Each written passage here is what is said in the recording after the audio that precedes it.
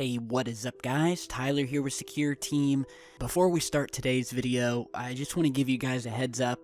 It seems like I'm coming down with likely the flu, and I'm not feeling very well. I was going to put up a video last night, as I said in my previous video, but I just felt like total crap. So I've been taking medicine, and if you guys will just bear with me through this video, I'd really appreciate it.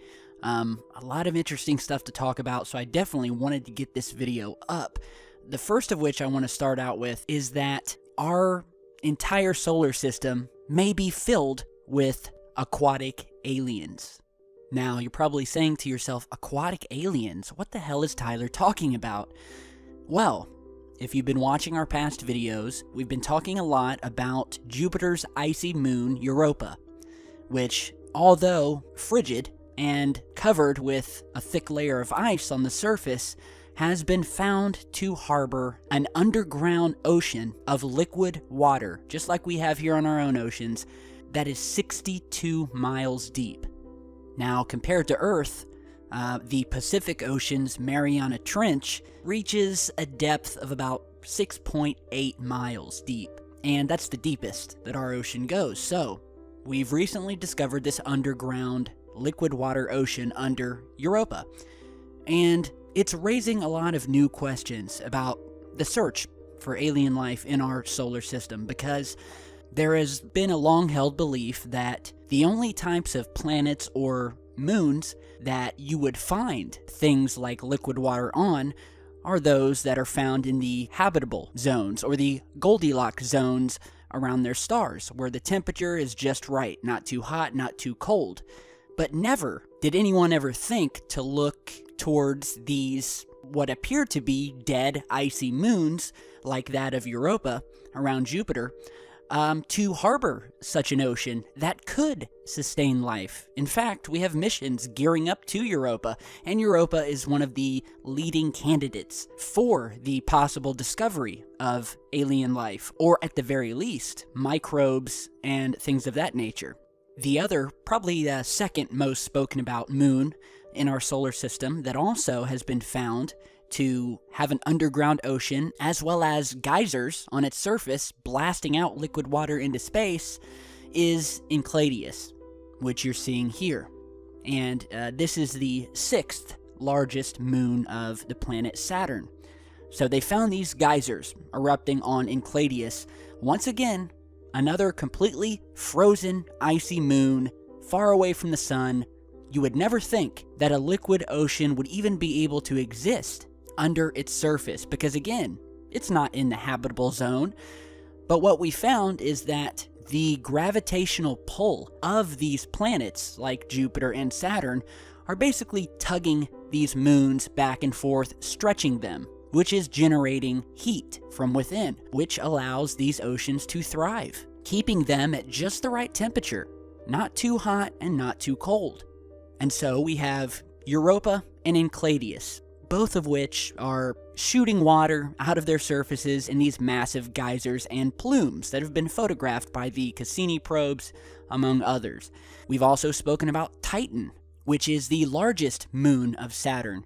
It's an alien world in the truest sense of the word, and it's very much like Earth. It has an atmosphere, it has stable bodies of surface liquid, and is the only body in the solar system besides Earth to have such bodies of liquid on its surface. And we're talking about liquid oceans and liquid lakes of methane. But we are now discovering that the possibilities for there being other underground oceans existing within other moons in our solar system are virtually unlimited and unknown at this point, after new reports have come out indicating that another moon of Saturn by the name of Dione also probably has a buried ocean. You're seeing Dione here. Another icy world. The huge ocean, they're saying, is likely to be buried about 60 miles beneath its icy shell, according to a recent study. And not only that, but astronomers and scientists also now believe that Jupiter moons Callisto and Ganymede also have subsurface oceans. And furthermore, and last but not least, recent research indicates that Pluto may also have an underground ocean. Here you're seeing a picture of the moon Callisto, the beautiful moon of Jupiter, and here we have Ganymede, another moon of Jupiter. So, altogether, thus far, we have Europa, Enceladus, Dione, Callisto, Ganymede, and now Pluto, all of which scientists believe have an ocean. And I think that this is huge news because for such a long time we have been told that our solar system is barren and empty and dead, and that any other source of life similar to humans would only be found light years away on another planet found specifically in the Goldilocks zone. And yet again, science has been proven wrong, the theories have been proven wrong, and now we are discovering that all of these moons sitting out in the farthest reaches of our solar system are harboring these deep, untouched, liquid water oceans, and it seems like they are talking about a new moon every other day and the likelihood that the moon has an underground ocean. So by next year, who knows how many more moons scientists will have indicated are harboring these alien oceans. And remember, where there has always been found water, there has been found life. And out of all of these untouched, never-before-seen oceans, I'm willing to bet that at least one of them, if not more than that, is harboring life. You've been seeing a lot of images here of these different moons. Many of them, we are showing you the large areas of water vapor that have been discovered and imaged by the Hubble Space Telescope surrounding some of these moons. I mean, some of these moons are surrounded with water because they're releasing it through these giant plumes. And so it's just very exciting news, and the chances that even one of these deep underground alien oceans has life is very exciting, and we should be focusing on that. There's a lot of talk about sending probes to planets that we've discovered that are light years away, when we could have potentially 10 to 20 moons within our own solar system that are secretly harboring life underneath the surface, unbeknownst to us, while we have ignorantly brushed right past them. I mean, it's been right under our nose this entire time. And it just goes to show that sometimes you can find indicators of alien life in the last place that you would ever think to look. So let me know what you guys think. Now, we have some new UFO sightings, as well as some new NASA space shuttle footage displaying some very anomalous activity. But first, we want to show you guys this new photograph that was sent over to us. It's been officially submitted to MUFON. You can find the link and the case number to that down in the video description. But we have this set of photographs here, captured in Guthrie, Oklahoma, of this UFO you're seeing here, caught in the distance flying over by a trail camera. So we have sort of this surveillance camera sitting here. The eyewitness stated, and I quote, "Attached are pictures taken on the Moultrie Trail camera. I was deleting pictures when this object was captured less than 200 feet from our house." The source stated that the object in the sky was too big to be a bird, obviously, and not the shape of anything that they had ever seen in the sky, nor have I. I mean, you guys look at this. Let's go ahead and zoom in here. And look at this thing. This has a definite sharp-edged mechanical shape to it. I mean, it does not look like an animal or anything like that. I mean, it honestly looks like a ship of some sort. I mean, that's what it looks like. Where we have the pointed end here. We have the back with what look like sort of like some openings, like you would think were thrusters of some sort. And it's a shame we don't have video, but again, you guys can download and check out the images yourself, and yeah, this is very strange, does not look like anything man-made. We don't see any arms that would indicate this is a drone or anything like that, so let me know what you guys think, and anybody over Guthrie, Oklahoma on October 3rd see this thing, definitely shoot me an email. Here we're going back and forth between the images, showing where the object briefly appeared and disappeared within the same minute. So, very, very strange. Now, I want to show you guys some very strange activity captured outside of the International Space Station. We have a couple of clips to show you, and if you follow our channel, you know that we've done what seems like an endless amount of videos featuring various space station footage showing these UFOs, these craft, maneuvering, flying, changing speeds, changing directions. You've seen this piece of footage here that you're seeing, which is from the STS-114 mission in 2005, where we see this object fly into frame, does a complete U-turn, changes directions, and flies off, increasing its speed before exiting the frame. Here is the video again. We'll go ahead and speed it up here. And I just want to show you guys this here. I mean, this is probably one of my favorite clips from these space missions and these STS missions because it shows a clear object changing trajectory, direction, and speed. So it's got everything we like to see going on here, all of it an indication of a controlled object under intelligent control, flying near the Earth and changing directions before blasting back out into space, and it's not one of ours, folks. And so, makes you wonder, are there any other videos that we haven't shown on this channel featuring maybe some strange activity? Well, yes, there has been. So check out these two new clips of some very strange UFO activity happening outside of the space station window. So check this out.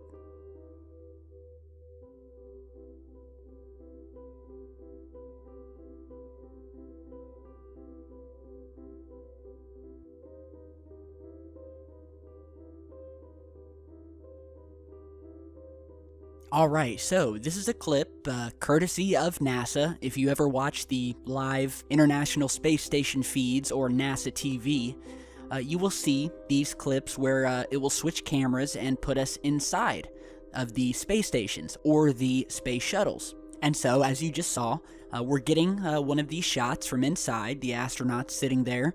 We have a window in the back, and very briefly, but very clearly, we see an unknown object passing by the window, just sort of steadily moving past, and you almost miss it. So we're zooming in here. We'll give you all kind of different zoom levels and angles. I mean, the proof is right here. We don't have any other objects that look like this that would be this close to the ISS, just sort of flying by. It definitely looks like a large object, craft of some sort.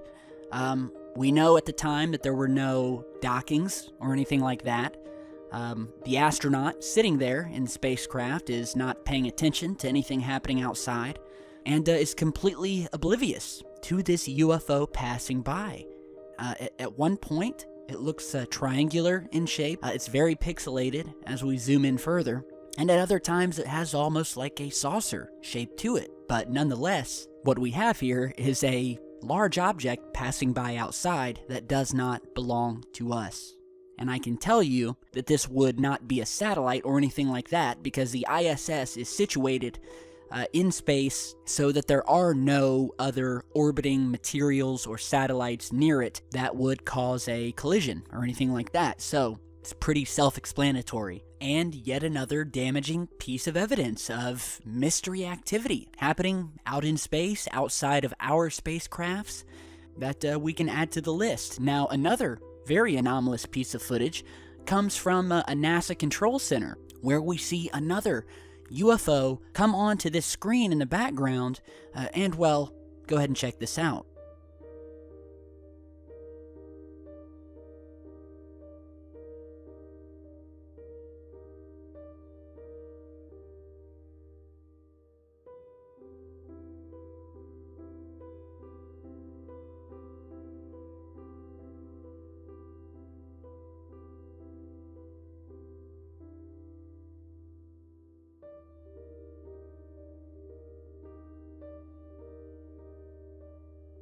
Alright, so as you just saw, we have an older piece of footage of the control center. We have some people at their computers here monitoring the ISS. And once again, in the background, and you'd miss it if you weren't looking, we have a couple very strange UFOs that we see here. And we actually see two. We see this sort of circular, faint object that looks kind of like it's moving in a circle. And then we see this white object that almost looks like it's kind of just swimming through. kind of gives you like a fish type movement, where it looks as if it just sort of swims into frame, goes down, disappears momentarily, and then comes back up into frame. Now, what is that? Very, very strange. Let me know what you guys think. I mean, we've seen strange objects like this that almost appear to be almost swimming in space. We've seen these weird movements before, and it kind of makes you wonder whether there are creatures out there. And of course, you will have some people out there who firmly believe that space is actual liquid. You know, and this kind of aligns with the flat earthers, who believe that when you enter space, you're actually entering another ocean. And, well, you know what, I maybe if my temperature goes up a few more ticks, I might start believing that too. But, you know, there's just a lot of strange things, and I'm glad we could add a couple more to the list here. So if you want to look at some more crazy UFO space footage, just look back through our past videos, especially if you're new to the channel, and trust me, you will not be let down, and you will be extremely amazed. So let me know what you guys think. Again, I apologize if I sound a little off today. Hopefully I'm gonna feel better. We will definitely have another video up tomorrow focusing on some more UFO footage. We've got a ton to show you guys, so be sure to stick around. And before we end today's video, I gotta show you guys something really cool, and that is this ghost drone that someone put together during this wonderful Halloween season to scare the bejesus out of people. You can see here they've put this ghost figure, sat it on top of a drone here, and have been flying it around, chasing cars, chasing people, and giving them a good scare. So that's actually pretty ingenious. It's pretty cool, pretty funny. Good way to scare someone. So if you own a drone, maybe this is something you could do to play around with the trick-or-treaters on Beggars Night, and yeah, have yourself a good time. I love Halloween. It's one of my favorite times of the year. I just love dressing up and just going house to house, and I just love coming home and just dumping my pillowcase out and seeing all of the candy that I'd gotten. So, I'm just kidding. I haven't gone trick-or-treating in years. I mean, I'm 30 years old now, and I stopped trick-or-treating long time ago when I was about 26 or 27, so that's done. But thanks for watching. I really appreciate it. Thank you guys for being patient with me as I'm trying to feel better here. And be sure to stick around. We'll have another video up tomorrow. Got a lot of footage to talk about, a lot of strange things happening. Here's hoping I'm feeling a little bit better. Thanks for stopping by and sending your get well wishes on Twitter and Facebook. I really appreciate it. I really do. So I'll see you guys all back tomorrow, and have a great rest of your night.